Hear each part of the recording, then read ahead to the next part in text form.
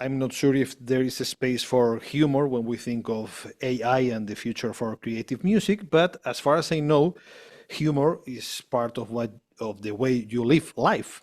In a recent conversation with cornetist Kirk Knuffke, we spoke of humor and jazz. He's fanatic of comedy.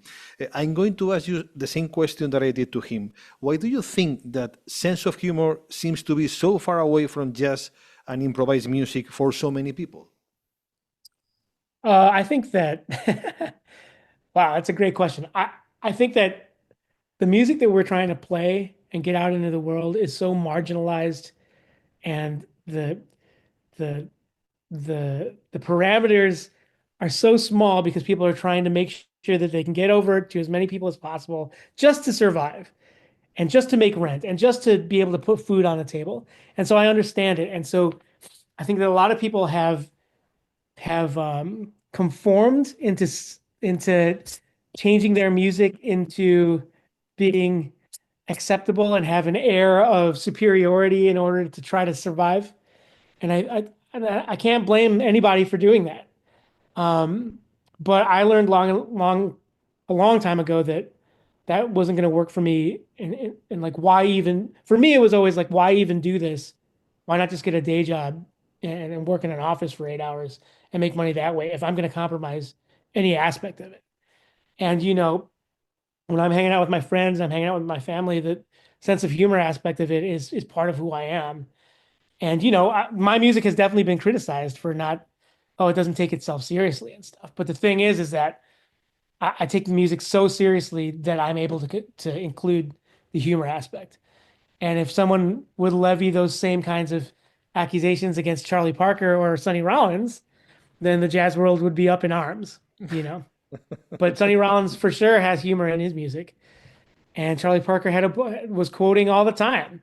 So you know, I can't blame anybody for trying to hide aspects of their music to try to that undermine seriousness, or oh, I've spent so long in my practice room and check out all these etudes and cells that I've transformed into all 12 keys or whatever. Like that's definitely a part of jazz these days, which is great.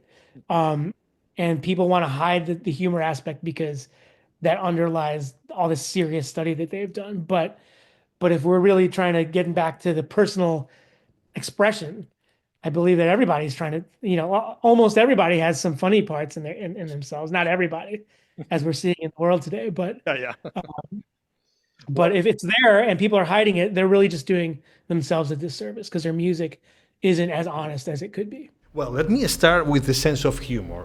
Why do you think that sense of humor seems to be so far away from jazz and improvised music for so many people?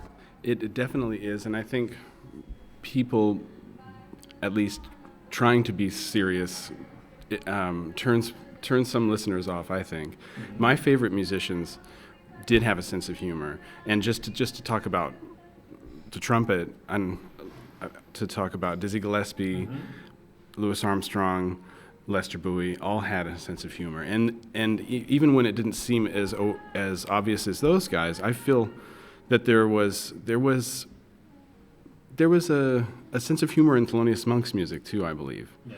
And it's ultra serious. It's as serious as you can get, but there's a playfulness that brings people in, and I think that I was just attracted to that. And it wasn't something that I ever really think about doing. I think I just liked those musicians so much, and I like the Frank Zappa record called "Does Humor Belong in Music?" and he obviously thought it did, and I was attracted to his music very early on in life. When I was 14, I found Frank Zappa's music, and the first thing that I couldn't believe what he was talking about. It was so outrageous in the lyrics, and then you hear all this super complicated music, and as a little kid, it really just brought me in. And then I started hearing how amazing the music was, and I haven't shied away from anything like that.